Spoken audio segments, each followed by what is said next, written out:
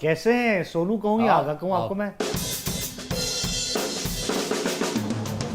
यार आगा ही बोल दे, पता अच्छा लग जाएगा सब। यार पहले आप ये करें, आप दोनों ना नाजरीन को अपना रिश्ता बता दें ताकि उनको बात समझ में आ सके। हाँ, जब रिश्ता आप हमारा है भी थोड़ा ऐसा कि लोग समझें, ये बहुत जरूरी है। रिश्ते में तो वैसे ये मेरे मामू लगता है और नाम है असद क्या? और नाम है, लंबा लंबा पॉज दिया था ना, मुझे लगा कि तुम वो अमिताभ वाला जुमला मार क्योंकि हमारी एज में कोई मुझे क्या क्या फर्क है? मैं हमारी सिर्फ में? 2 साल छोटा हूँ सिर्फ 2 साल छोटा है। अच्छा अच्छा, छोटा है ये? हाँ, छोटे मामू के नाम से इनको जाना चाहिए था, लेकिन नहीं, ऐसा ही है।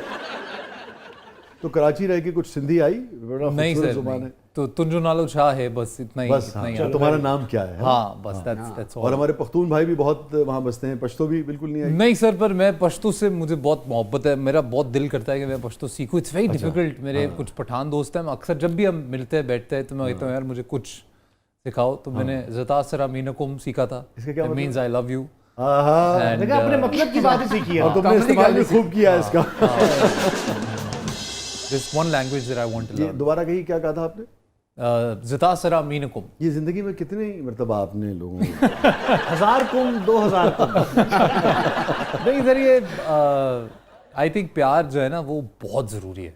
It's the most important feeling in the world is love. कितने अरसे के लिए, मतलब कितने अरसे के यार बाद प्यार मैं की- जनरली मतलब सिर्फ मैं उस लिहाज से ही नहीं बोल रहा हूँ। मुझे लगता है कोई भी आपको मिले, जी जी, आप उसको एक बार मिले तो सही। तो फिर आप उसको मेक देम फील लव्ड। इससे और आजकल तो इतनी ज्यादा शिद्दत से जरूरत है।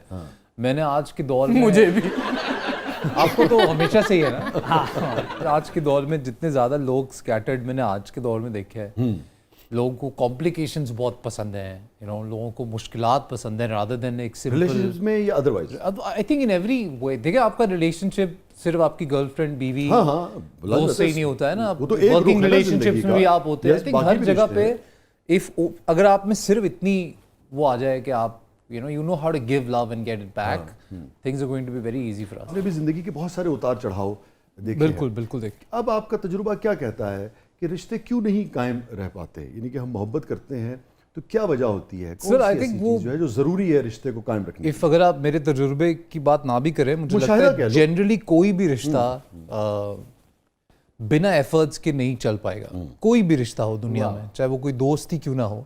आई थिंक कॉन्स्टेंट एफर्ट टू आपको उसमें डाल मेंटेन जिसे कहते हैं, है तो बड़ा कारोबारी सलब्स मगर इन्वेस्ट करना पड़ता है। इन्वेस्ट। सर देखो, आपको कोई वक्त, भी इंसान प्यार, आपको मोहब्बत। प्यार करता है, इसका क्या सबूत है? कोई सबूत ही नहीं है दुनिया में सिवाय इसके आपकी दैट care, दे आर आपका going to time। Invest their time in you. Yes।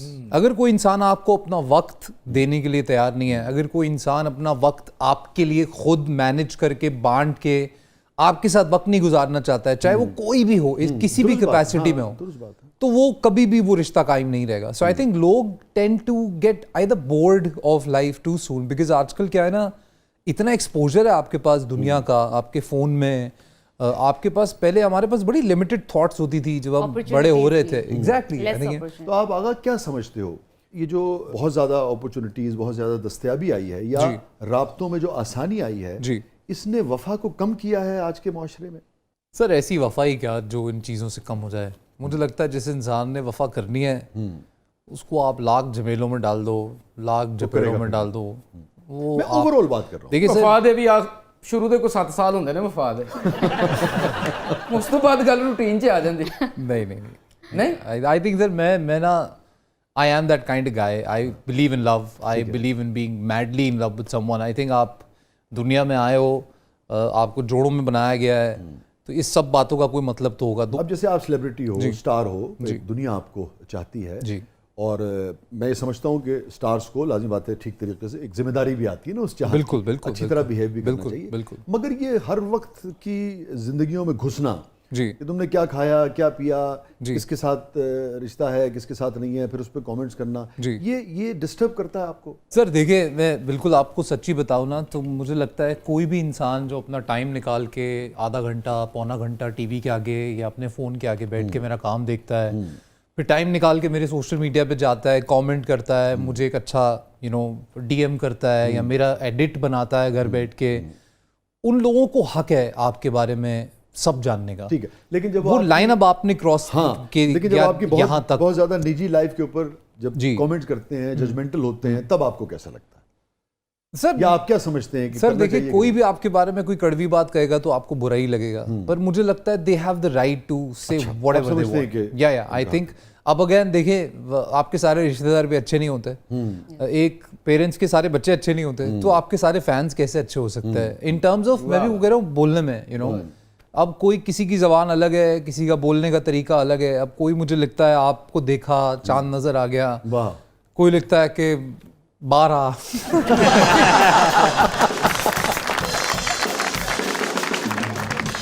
आपने डिसाइड करना है आपको क्या इफेक्ट करता है। शुरू में आई स्टिल रिमेंबर मैं बहुत डिस्टर्ब हुआ था 2000 राइट आफ्टर कोविड, एकदम से कंट्रोवर्सीज का सैलाब आया था और यू नो मैं मुझे जगह जगह पढ़ने को मिलता था controversies, favourite child, you know another blah blah blah, ये क्यों बोल दिया, ये तो ऐसा है, ये तो वैसा। At that time I got very disturbed because मुझे ऐसे लगता था कि यार ये लोग कुछ भी जानते नहीं है, यू नो, और मैं सब कुछ इनके सामने खोल के रख नहीं सकता बिकॉज मैं अकेला नहीं हूँ अपनी कहानी में, में और लोग हैं, मैं उन पे कीचड़ भी नहीं उछाल सकता हूँ। मैंने कैसे ये बात समझाऊं कि what they are saying is really affecting me, and वो तो लिख के चले जाएंगे आलू गोश्त खाने के लिए, ग्राउंड में खेलने के लिए, पर वो एक जुमला किसी को बहुत जोर से लग सकता है तो डिस्टर्ब करता है। तो बहुत डिस्टर्ब किया सर। मैं 3 दिन खाना नहीं खा पाया था मैं, it really affected me a lot. फिर मुझे चौथे 5वें दिन I saw an interview and of somebody, Ellen के शो में आया, उन्होंने ये एक बात कही जो मुझे समझ आई, that if you want to be a public figure you really have to be very thick skinned and you need to have your own filter. आपको खुद का फिल्टर बनाना पड़ेगा कि यार ये मुझे लेना है, ये मुझे प्रोसेस ही नहीं करना है। And I think that help me a lot. And अभी मैं जब पढ़ता हूँ कोई बोलता है कि यू नो तुम तो फलाने हो, तुमने तो ये कर दिया था, वो कर दिया था, तो मैं लिटरली मैं हंस देता हूँ क्योंकि मैं जानता हूँ कि वो जानता है। तो आई थिंक इफ यू बात कही जो मुझे समझ आई, that if you want to be a public figure you really have to be very thick skinned and you need to have your own filter. आपको खुद का फिल्टर बनाना पड़ेगा कि यार ये मुझे लेना है, ये मुझे प्रोसेस ही नहीं करना है। And I think that help me a lot. And अभी मैं जब पढ़ता हूँ कोई बोलता है कि यू नो तुम तो फलाने हो, तुमने तो ये कर दिया था, वो कर दिया था, तो मैं लिटरली मैं हंस देता हूँ क्योंकि मैं जानता हूँ कि वो जानता है। तो I think if you it's okay then. किस वैसे ये सारे उसमें किस जुमले ने बहुत तकलीफ दी तुम्हें यार? ये बहुत ही पिछले कुछ अर्से पहले this thing on the internet, people started writing that I'm a red flag, and so I was a red flag, and जो वो कहना चाह रहे वो ये that probably in relationships I'm a red flag, and that kind of made me feel like, because I know that I am a fantastic guy, and I'm saying this because again my Allah knows how I am, and I don't want to go into details because fans को मैं बहुत प्यार करता हूँ. I am somebody who started with literally zero, with no, back at that time, no godfather in the industry, कोई दोस्तियाँ नहीं बना पाया मैं. I think I've been unlucky that way, कि मैं ज़्यादा करीब नहीं आ पाया लोगों के, whatever reasons. But still I sustained for 10 years and I've done more than 90 serials now as a hero, which is a huge number for somebody outside. Asad के बारे में कुछ ऐसी बातें जो किसी को ना पता हो आज बताओ। असद के बारे में भाई पता अच्छा भाई, अब ये दो करीबी रिश्तेदार हैं और नाजरीन हैं, हम समझे हम नहीं हैं। हाँ भाई आगा नहीं, साफ साफ बात कर रहे हैं, रिश्तेदारी नहीं बेच पानी। नहीं वो पही बेचो काट नहीं सकते ना।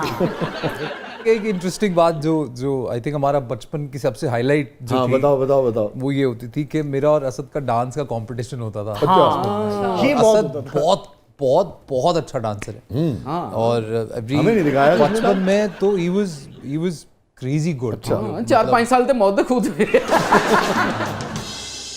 सॉरी ਤੁਹਾਡੇ ਮਾਮੂ ये में बात की थी आपने नहीं डांस यार उनके हुनर की दाद देनी चाहिए, बहुत मेहनत करते हैं। नहीं कैफी साहब क्या बात है, वेरी गुड। आपने उनका करके क्लियर करके जो मेरे तक बात लेके आना भाई शायद ही कर सकता है ऐसे। प्रोफेशनली करते हैं ना आप तो, मतलब प्रोफेशनली नहीं डांस का मुकाबला क्या होना। बट मैं इतना कहूंगा कि हमारे पास एक हैंडीकैम होता था, हाँ, जिसमें हम एक्टिंग चैलेंज हम करते थे। एक्टिंग चैलेंज करते थे, जिसको अक्सर मेरे अब्बू कहते थे बेटा एक्टिंग चैलेंज नहीं है, एक्टिंग न्यू चैलेंज है।